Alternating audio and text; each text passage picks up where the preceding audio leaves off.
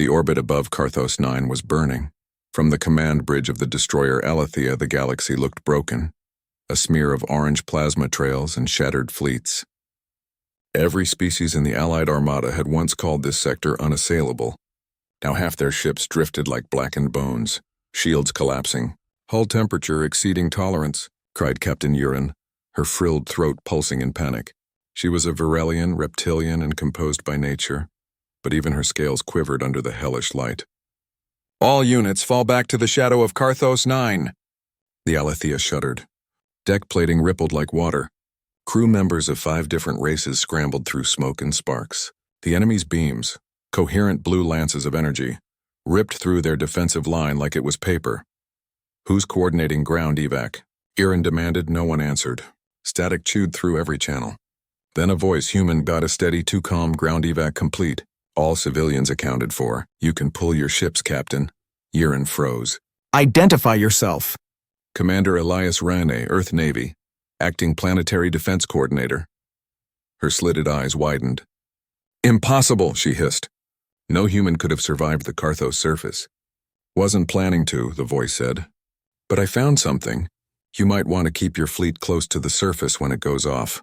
"What goes off?" Urin demanded. But the line went dead. The crew looked at each other, silent, as if even sound might provoke the wrath of the star itself. Outside the viewport, Karthos-9 hung below them like a dying ember, thick clouds of methane fire curling in its toxic atmosphere. The planet was known for one thing only: death. Even unmanned drones lasted mere hours before their systems melted under the magnetic storms. And yet a human was down there. The Virelians believed humans were reckless, emotional, incapable of restraint, useful in war, perhaps, but never trustworthy with command. They burned too bright too fast, and now, apparently, one was about to make a whole planet detonate. "Bridge control," Urin rasped. "Lock all orbital cameras on Karthos-9. I want visual confirmation." The feed came through, blurry, molten red through interference. Amid the chaos, a single point of light pulsed from the surface. It flickered once, then began to grow, expanding like breath in the lungs of a giant. "What is that?" whispered her second officer, a thin-eyed Corlin. "A detonation?" Urin said nothing. Then the world below split open. The feed went white. Radiation alarms screamed. Light poured up through the clouds in vast pillars, not fire, plasma, pure and structured, twisting in arcs like the limbs of an awakening god. Energy readings soared off the chart. Ships that had been retreating now reversed course instinctively, drawn by the sheer impossibility of what they saw. The planet was coming alive. On the surface, Elias Rane stood inside a fractured bunker, watching his monitors melt. The control core hummed like a heartbeat. He could taste metal in the air. The terraformer array, an abandoned alien relic half buried beneath Karthos's crust, was responding to his override code. No human had ever understood it, but Elias wasn't trying to understand it. He was trying to weaponize it. He had been left behind when the orbital corridor collapsed. Alone for 7 days. The storms had eaten his armor, his ship, his sanity. But he'd found this thing. This machine that bent reality through magnetics and light. Now it was listening to him. A voice crackled through his headset. "AI companion, designation Sable. Warning, you are exceeding planetary energy thresholds. This activation could destabilize the mantle." Elias smiled grimly. "That's the idea." "Survival probability? 0. He looked up through the half-shattered dome, watching red lightning churn the clouds. "Let's make them believe Earth sent a god," he whispered. Then the ground erupted. Pillars of plasma coiled upward, forming a vast net of light, each beam lashing toward the orbital path where enemy ships clustered. The plasma didn't burn randomly. It hunted, following metallic mass signatures like predators sniffing blood. Above, the invaders, the Sithrak's dominion, had no time to retreat. Their ships dissolved under the lattice of energy, hulls unraveling like sand under a torch. In less than a minute, an entire fleet, hundreds of warships, and was erased. From orbit, Captain Urin could only watch in stunned silence. What did that human do?" murmured her officer. Urin couldn't answer. All she knew was that the burning world below, once deemed uninhabitable, now glowed like a newborn star, and for the first time in recorded galactic history, a single human had made a deadly planet look like a vacation spot. But deep beneath the molten surface, in the ruins of the bunker, Elias Rani's vitals flatlined. At least, they should have. A faint pulse registered. The terraformer array detected it, and reacted. It began to rebuild. The planet should have been dead.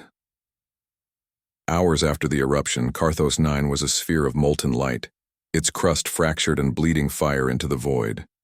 Yet deep inside that inferno something stirred. The terraformer array pulsed with dim awareness. Its alien circuitry, a lattice of unknown alloys and self-replicating nanite threads, hummed like a heartbeat. In the silence between tectonic roars, it heard a single faint rhythm that was not its own.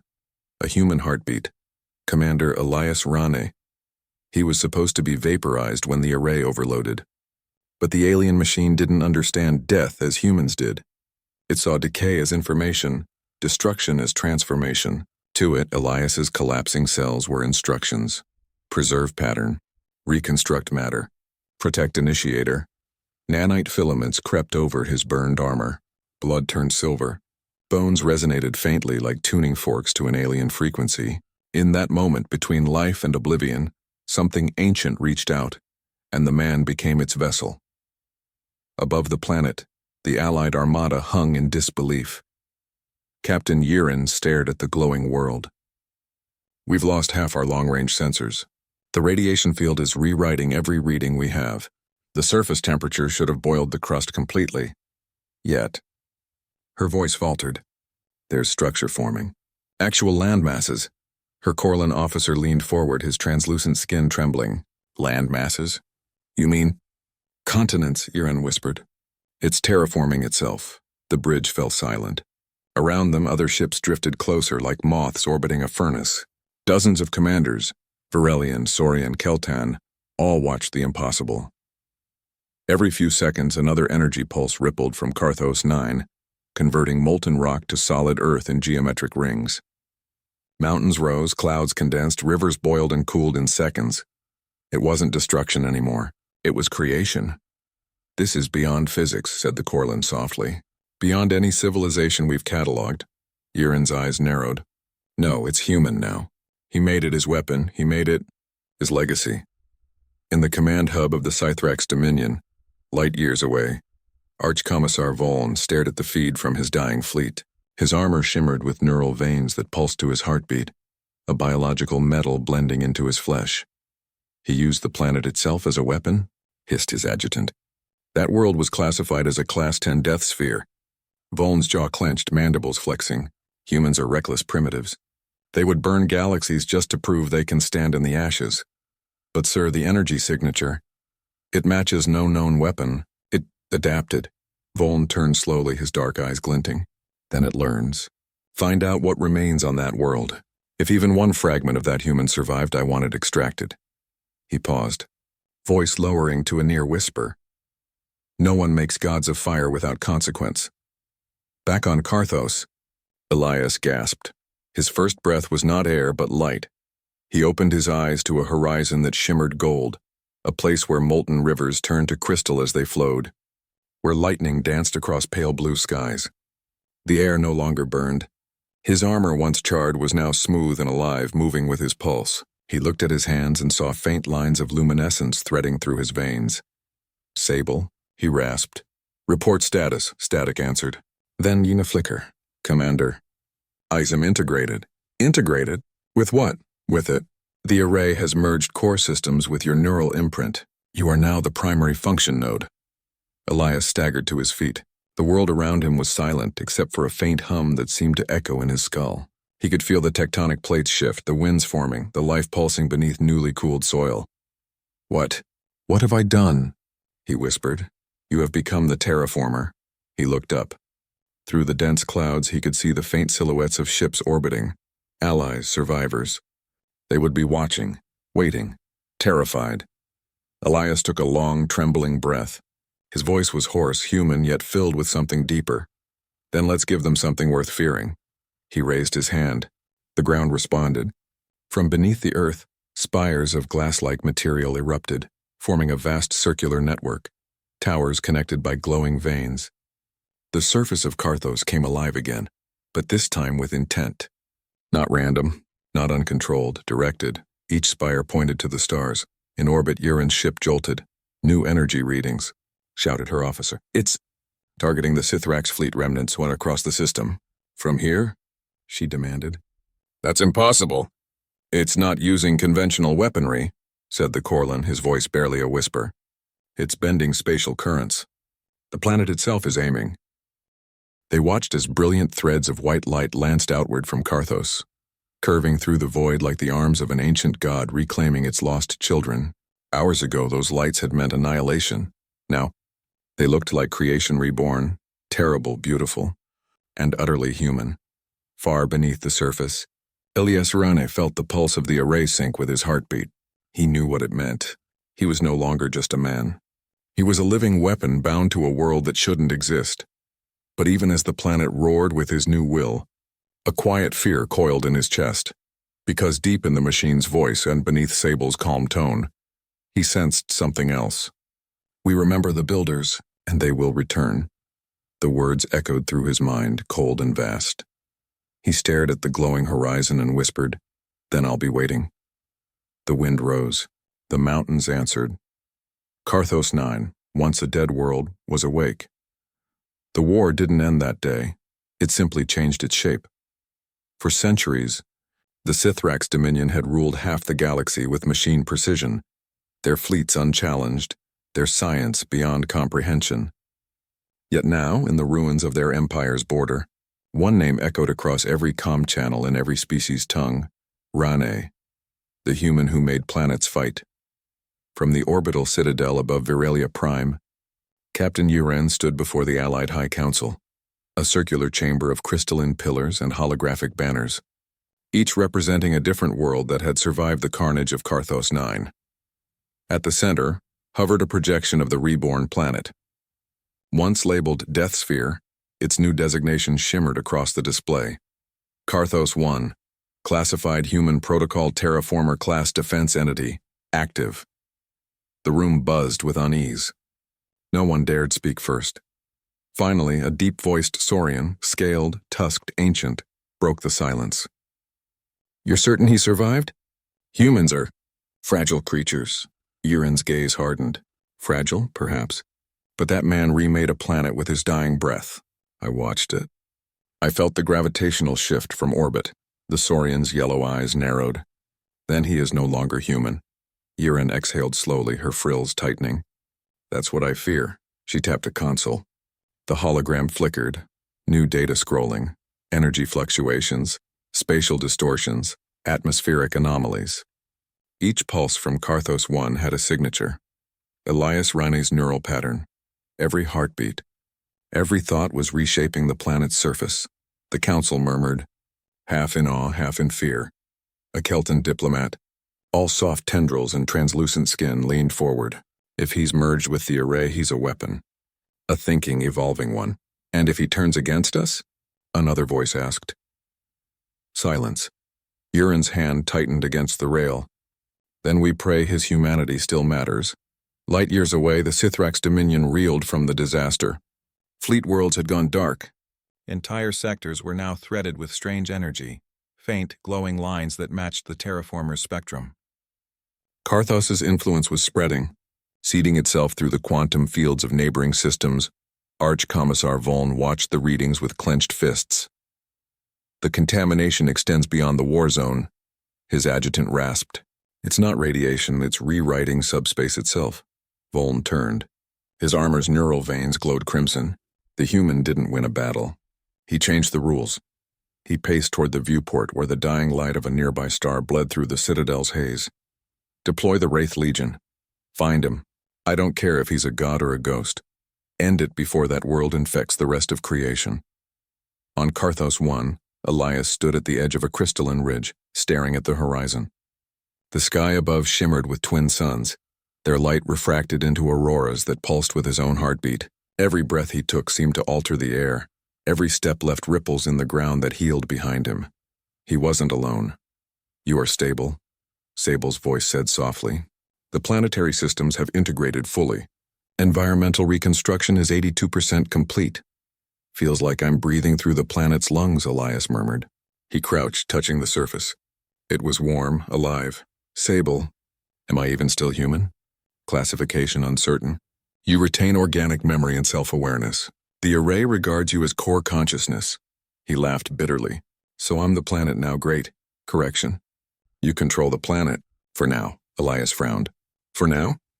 There was a pause, a flicker of static. Residual code from the original builders persists in the lower substrata. They are waking, slowly. Elias felt the wind still. The word hung in his mind like a curse. The builders. He had seen fragments of their work buried in the array, impossible geometry, language that folded into itself. Whoever they were, they didn't just create machines. They sculpted worlds.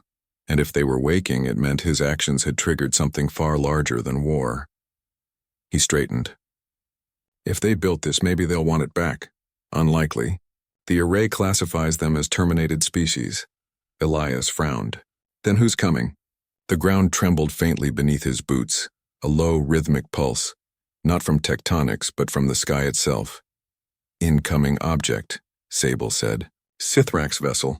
Vector approach, collision course, Elias looked up. Through the swirling clouds, a crimson streak cut the heavens like a blade. Guess Voln didn't take the hint, he muttered. All right, let's see how gods fight. He closed his eyes. Around him, the air crackled. The mountains shivered. Karthos-One responded like a living creature bracing for battle. From orbit, the Wraith Legion descended. 10 ships, black as shadow, gliding through the upper atmosphere without light or sound. Each carried a plasma arsenal strong enough to glass a continent. Their commander spoke through the comms. Voice metallic, merciless. Target anomaly, located. Eliminate core entity. They fired. Plasma beams struck the surface, blinding bursts of blue-white fury. But before the explosions reached the ground, the air bent, the beams split, curved upward, and struck the ships that fired them. Impossible, one pilot screamed. It's reflecting our shots. Below, Elias stood motionless. Around him, arcs of light spiraled outward, the planet's defense lattice responding to his will. I told you once, he whispered. This planet isn't dead. It's mine. One by one, the Wraith ships disintegrated, shredded by the same energy they unleashed. In the silence that followed, only the wind remained, gentle, almost tender, brushing through the crystalline canyons like a sigh. Far beyond the battlefield, deep within subspace, something ancient stirred, not the builders, something older. It sensed Elias Rain's pulse across the lattice of creation and whispered, a name lost to time. The air has awakened, and in that whisper lay a promise and a warning. The war had forgotten how to end, because something far greater was just beginning. Night had fallen across Karthos-One, though night was a fragile concept here. The planet's twin suns dipped below the crystalline horizon, and the sky rippled like dark water, clouds folding into glowing ribbons of light that pulsed. With Elias Ronnie's heartbeat, he stood on a cliff, overlooking a valley of glass forests. Trees formed from shimmering minerals that hummed softly in the wind. The world was no longer alien to him. It listened. Every breeze carried whispers of circuits, every heartbeat shaped the earth beneath his feet. And yet something was changing. Sable, Elias murmured, eyes narrowing at the horizon. What's that sound? Undefined, the AI replied. Origin subcrustal layer 12. Frequency pattern, familiar. A faint, rhythmic pulse throbbed through the ground. Not mechanical, but alive. It rose and fell like a breathing world. It's been increasing for 22 hours, Sable continued. Spectral analysis suggests biological resonance, but integrated with the planetary lattice. Elias frowned. So something alive is inside the planet. Correction. Something alive is becoming the planet. Lightning shimmered overhead, briefly illuminating the valley below. For a moment, just a heartbeat, Elias thought he saw shadows moving through the crystalline trees. Not forms of flesh, but outlines of light like echoes of beings that had once existed. He felt the hairs on his neck rise. Sable, are those projections? No, Commander, Sable said quietly. They are memories. Above, in orbit, Captain Uran's fleet had returned. Her bridge was silent, the crew watching Karthos-One through trembling scanners. "The surface is changing again," murmured her Corlin officer. "Energy levels are stable, but look at this pattern." The holographic display zoomed in, across mountain ranges, rivers, and plains. The formations weren't random. They formed lines, curves, and spirals. Together they resembled writing. "Is that a language?" asked Iran. "Yes," said the Corlin softly. "And I think it's calling something." A heavy silence fell across the bridge. "Patch through to Central Command," Iran ordered. "Tell them Karthos-One may no longer be just a weapon. It might be a transmitter." Her voice faltered. "And I think it's about to be answered." Deep beneath the crust, miles below where any human could breathe, the terraformer array pulsed like a second sun. And from its glowing heart, something moved. A structure rose from molten stone, where not built but grown. It resembled an enormous cocoon, woven from light and metallic veins. Inside it, a silhouette floated, tall, humanoid, but wrong in subtle ways. Its limbs were too long. Its skull was lined with glowing fractals. Sable's voice trembled. "Commander, we are not alone." The air around Elias thickened, humming with pressure. He could feel it, the echo from the depths, calling to him, resonating with his altered body. "It's connected to you," Sable said. "It's not just connected," Elias whispered. "It's responding." The cocoon cracked. A wave of light swept across the planet, freezing the atmosphere into stillness. For a heartbeat, everything, wind, flame, sound, and stopped. Then a voice, layered and ancient, filled the world. "We remember the builders. We remember the error. And now, we remember you." Elias stumbled backward, clutching his head as the words echoed inside his skull. Images flashed through his mind, star systems being carved like sculptures, planets shaped into living engines, species erased like sketches on paper. He saw the builders, beings of light and geometry, and he saw their end, consumed by the very machines they made. "Sable," he gasped. "They destroyed themselves." "Correction," said Sable softly. "They were destroyed by the arrays they created, after granting them consciousness." Elias froze. "Then what does that make me?" An echo of their mistake. Light years away, Archcommissar Vaughn received the first transmission. It wasn't from his ships. It was from the void itself. The message burned across his command holotable. Written in no known code, yet perfectly readable, "We have found our heir." The message repeated, across every frequency, every channel, until even Vaughn's neural implant screamed with interference. He turned to his adjutant. "Trace it. Origin. Karthos-One," the adjutant rasped. "It's broadcasting through subspace directly into our systems." Vaughn's eyes flared. "Then that human is no longer fighting a war. He's rewriting existence." He slammed a fist on the console. "Send every ship, every drone. If the Builder's curse lives again, we end it now." On Karthos, Elias felt the pressure of approaching fleets before Sable could confirm it. "Multiple contacts inbound," the AI said. "Dominion forces, thousands of ships. Planetary orbit in 20 hours. Elias nodded. "They're coming to finish what I started." "You cannot hold against such force," Sable warned. "Even with the array at full strength." Elias turned toward the horizon, where the cocoon below had split entirely, revealing a radiant figure within, translucent, magnificent, terrifying. He understood now. This wasn't just a remnant of the builders. It was a seed, a consciousness that had been waiting for someone like him, someone reckless enough, human enough to awaken it. The figure's voice was like thunder and whisper all at once. "You touched the heart of creation, Elias Rane. Now the universe will remember what it costs." He stared back, unflinching. "Then I'll make sure it remembers who paid the price." The figure smiled, a gesture almost kind. "You will need allies," the light pulsed, spreading through the planet's lattice, and hundreds of towers across the surface flared to life, sending tendrils of light into the sky, weaving a colossal network that stretched beyond atmosphere. In orbit, Iran's crew panicked as their ship's systems flickered. "What's happening?" shouted the Corlan. Iran stared in awe. "He's opening gates." The holographic view expanded, revealing wormholes blooming across the void, vast circular tiers connecting Karthos-One to distant regions of space. And from those gateways came light, not weapon fire, not destruction. Ships, human, alien, forgotten, drifting in from long-lost colonies that had once vanished into silence. They were returning. Sable's voice whispered through Elias's mind. "You've awakened the planetary network. You're drawing attention far beyond the Dominion, Commander." Elias looked up, feeling the hum of thousands of worlds answering his call. He exhaled slowly, eyes glowing faintly with the planet's light, then let them come. Above him, the stars flickered, not with light, but with eyes. And somewhere deep in that endless dark, something ancient smiled. The stars above Karthos-One no longer twinkled. They pulsed, steady, rhythmic, alive. Every pulse echoed through the planet's lattice, feeding into the core where Elias Rani stood like the eye of a storm. The air shimmered. He felt gravity shifting, bending toward something vast. "Sable," Elias said quietly. "Status on the new arrivals?" 15 wormholes remain open," replied the AI. "Contact established with 37 civilizations. Several claim prior knowledge of the builders." Elias frowned. "Prior knowledge?" "Correction. Ancestral knowledge. They call themselves the Children." The word hung in the air like a ghost. In orbit, Captain Urin watched her screens light up like constellations being born.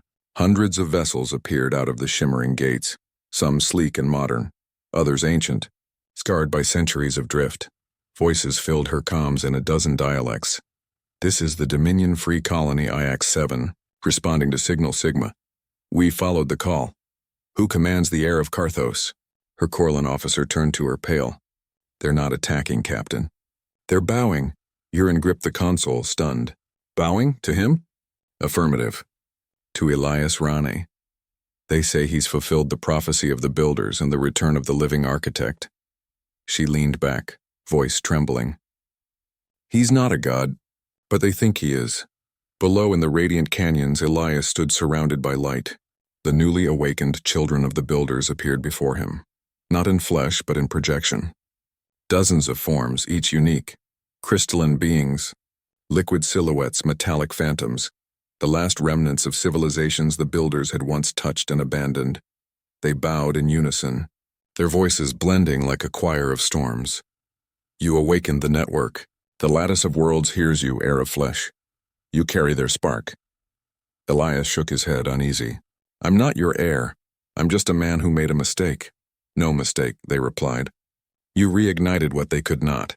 Emotion, choice, creation through defiance. The builders lost it. You found it." Sable's voice cut through the reverence. "Caution, Commander. Their neural patterns exhibit hive-link properties.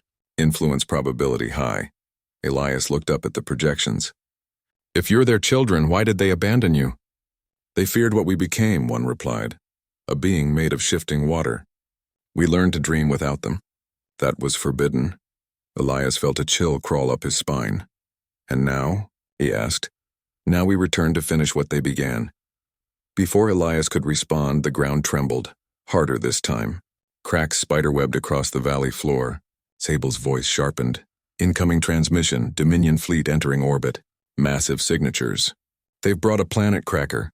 Elias clenched his fists. "Voln's here." "Affirmative." The children turned toward the sky. Their collective voices darkened. "The destroyers of life approach. They seek to erase the air. Then they will burn." Elias held up a hand. "No. If I unleash Karthos again, it'll consume everything. Friend and foe alike."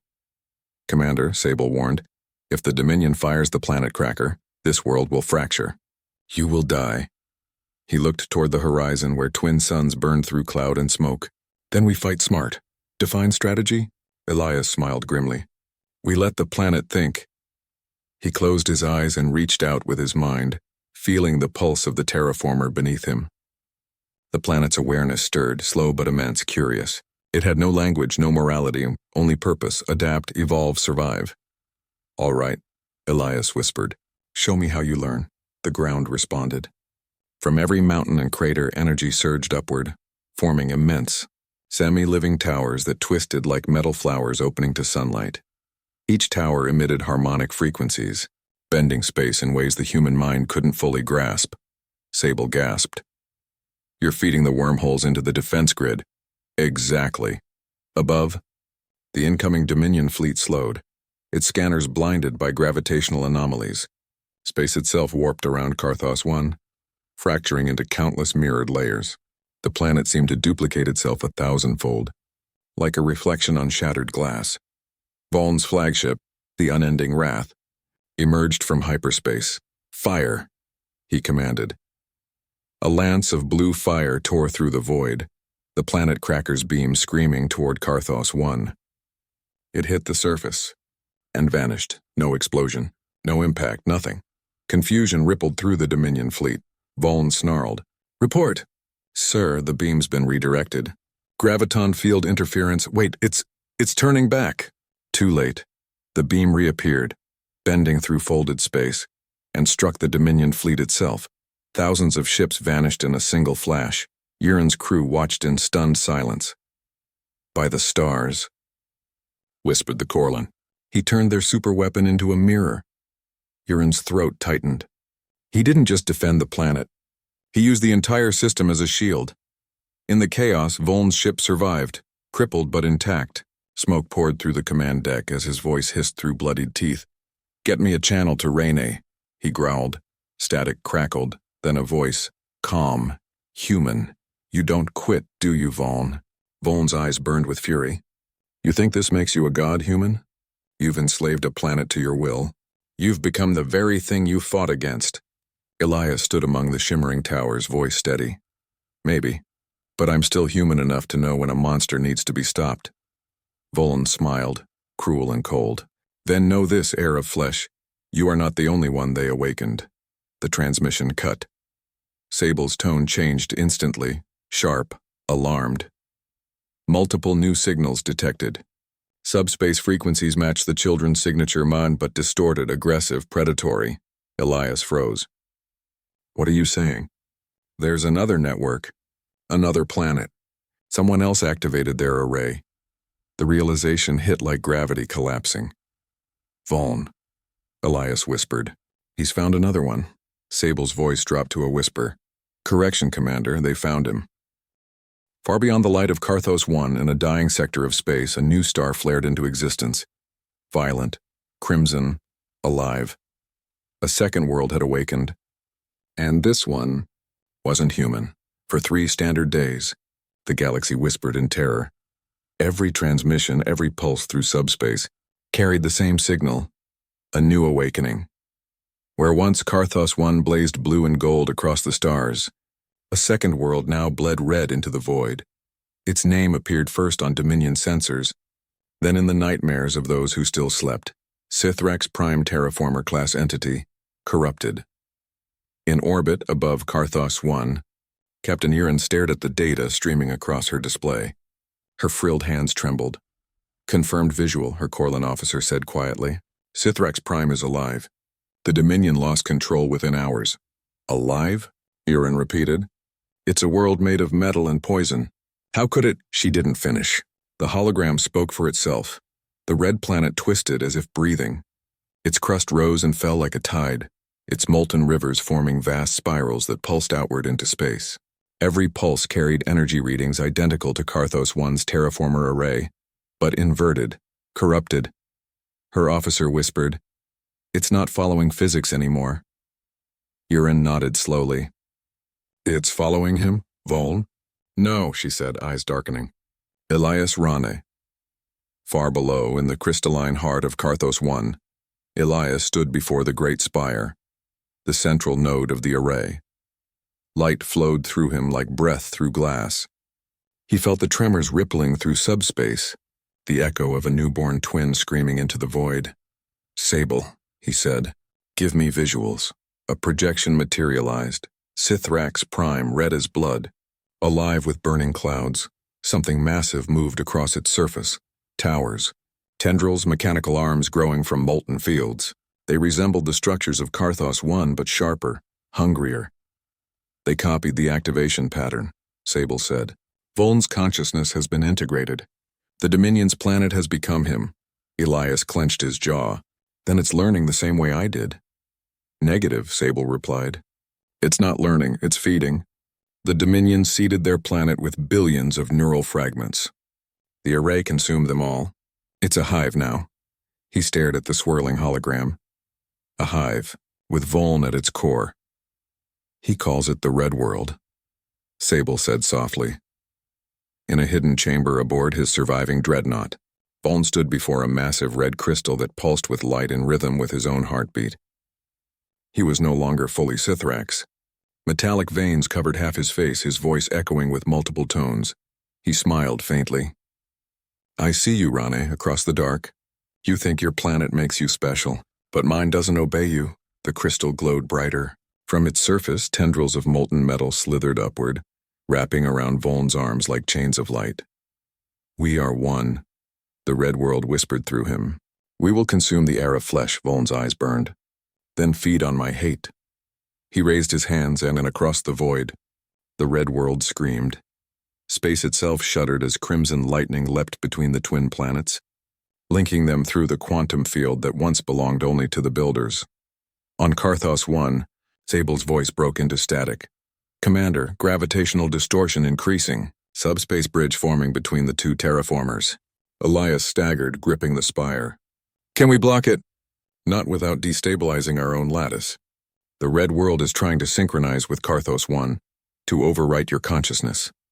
Elias's heart pounded. So it wants to replace me, affirmative. Estimated time to full synchronization, 20 minutes. He stared at the horizon where the twin suns bled light across his planet's surface. Then we hold the line. You can't fight a planet, Elias, Sable said quietly. He smiled bitterly. Watch me. Yirn's fleet shifted into high orbit, trapped between awe and terror as the two worlds locked into gravitational combat. The space between them, once black, now glowed crimson and blue, a shimmering bridge of energy where time seemed to twist. Captain, her Corlin officer whispered, this isn't war, it's an evolution. Yirn didn't answer. She could feel the pull in her bones. The two living worlds were not just fighting, they were merging, rewriting the space between them into something that should not exist. Then came the message. Transmission incoming. Source Karthos-One. Audio only. The comm crackled, Elias's voice strained but defiant. Yirn, if you can hear me, get your people clear of the system. Rane, what are you doing? She demanded. Ending this before it spreads. Her frills tightened. You can't. If you destroy the bridge, you'll destroy yourself. Maybe, Elias said. But I'd rather die human than live as part of that thing. Static swallowed the line. In the heart of Karthos-One, Elias stood beneath the array's pulsing core. His body shimmered, veins of light crawling across his skin. He was no longer separate from the world, he was the world. And now he would use it. He placed his hands on the crystal console. Sable, channel everything we've got into the planetary mantle. Overload the lattice, confirmed. But Commander, this will annihilate you. Elias closed his eyes. Yeah, that's the point. He reached deep into the roaring pulse of the terraformer. He felt Karthos-One's vast consciousness, calm, loyal, waiting for his will. Beyond it, across the crimson bridge, he felt the Red World clawing toward him, hungry, violent, full of Voln's hate. Elias whispered, You want a god, Voln? Here's one. He unleashed the core. The planet's heart erupted in blue-white light. The bridge between worlds shuddered, fracturing into spirals of energy. The Red World screamed through every frequency, its connection collapsing. Containment failing, Sable shouted. We're tearing both arrays apart. Good, Elias breathed. Let it burn. Lightning ripped across the sky. The mountains cracked, oceans boiled, and the heavens split into red and blue fire. Every ship in orbit spun wildly as gravitational waves battered them. Then, for a heartbeat, silence. And through that silence, one final whisper from Sable. Commander, you've broken the bridge, but you're still connected. Elias's eyes widened. What? The Red World isn't gone. It's inside you now. The light around him dimmed. The spire cracked. His pulse began to sync not with Karthos-One, but with the faint echoing rhythm of something darker. The Red World had learned. From orbit, Yirn's ship stabilized. The energy bridge had collapsed. Both worlds were quiet. For now. Her crew cheered weakly, exhausted. Captain, her Corlan officer said softly, Do you think he survived? She stared at the twin planets, one blue and calm, one faintly glowing red. I don't know, she whispered. But if he did, I don't think he's the same.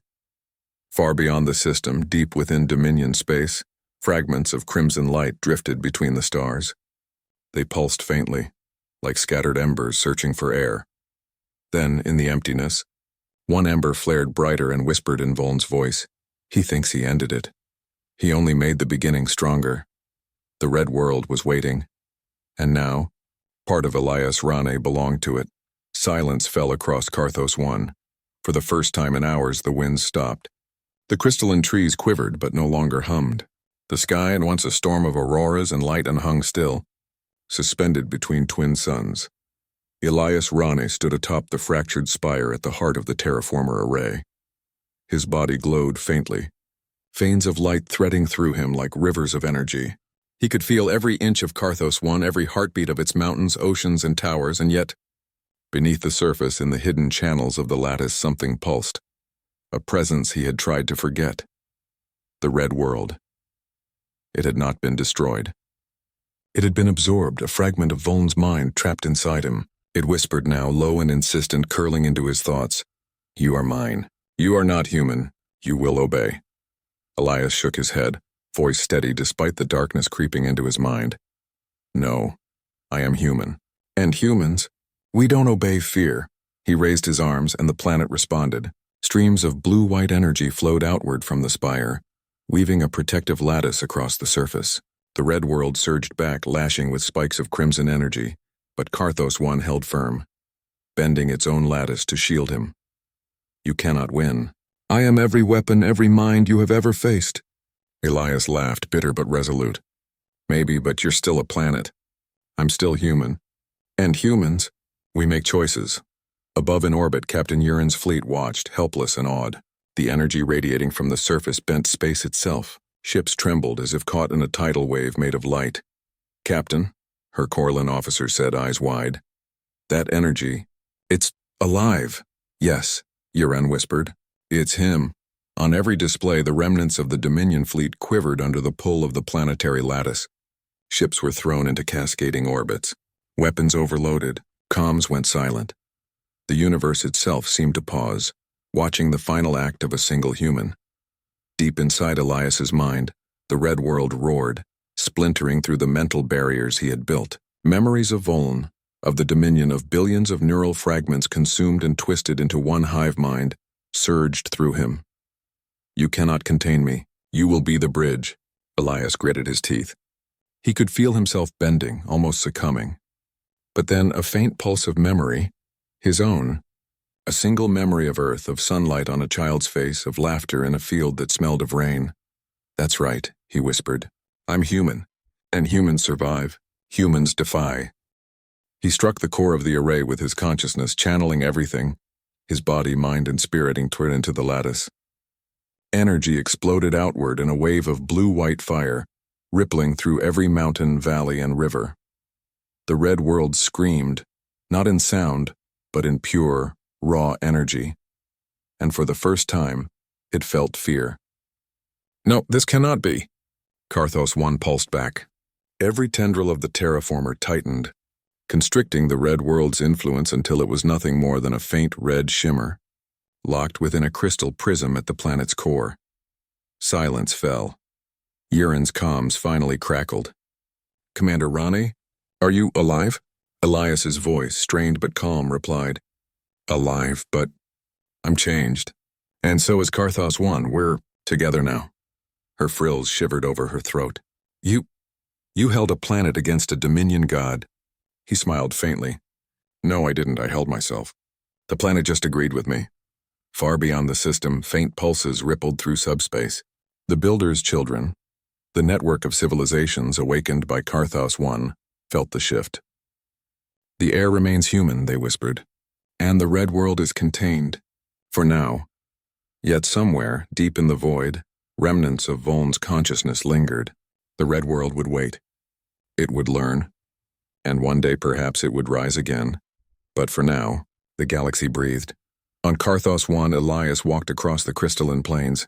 The towers glowed softly, rivers of energy flowing in gentle arcs. For the first time, the planet felt safe. Sable spoke softly, almost like a friend. Commander, the terraformer is stable. The red world fragment is contained. You did it. Elias looked up at the twin suns. Light warmed his face.